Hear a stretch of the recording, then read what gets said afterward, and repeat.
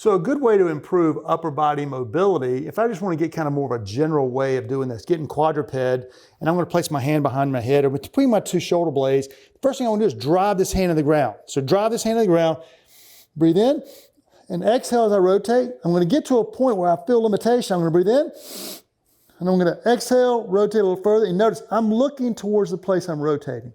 So if I want to just isolate more of the upper back, I'm going to rock myself back and get on my elbows.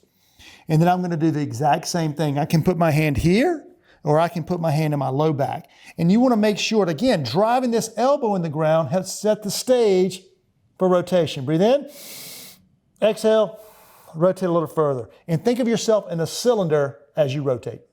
There's a lot of activities we recommend that start in tall kneeling, half kneeling, quadruped, or even flat on the floor. So you're on the floor. And too often people that we work with, they're high-level individuals who may have an injury or older individuals who can't get on the floor. So if we want to focus on upper body mobility, have them sit on a table or a corner of a bed to really spread their legs out so we decrease the influence of the hips if we're focused on upper body mobility. Have the person wrap themselves up. So just kind of give themselves a hug, one arm in front and in the back. Don't overthink the arm position. Just locking the shoulders up. Breathe in. Exhale as you rotate. Get to a sticking point, breathe in.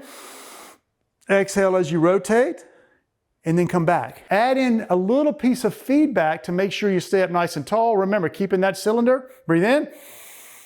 Exhale as you rotate.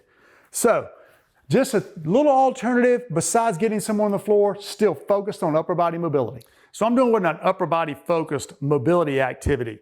And for people who have difficulty getting on the floor, whether it's an older population, deconditioned individuals, you might want to try this as an alternative. This one or even seated position, where I'm just focusing on rotating, but I'm keeping my feet flat on the ground. Notice my feet aren't moving, and I'm breathing, syncing my breathing.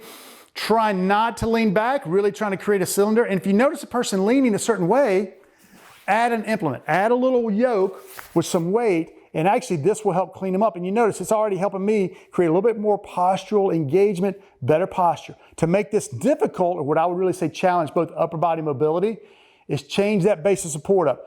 Get them in a split stance and perform the same rotation movement. Don't get caught up in arm position. Just have your arms wrapped up, breathe in, and rotate.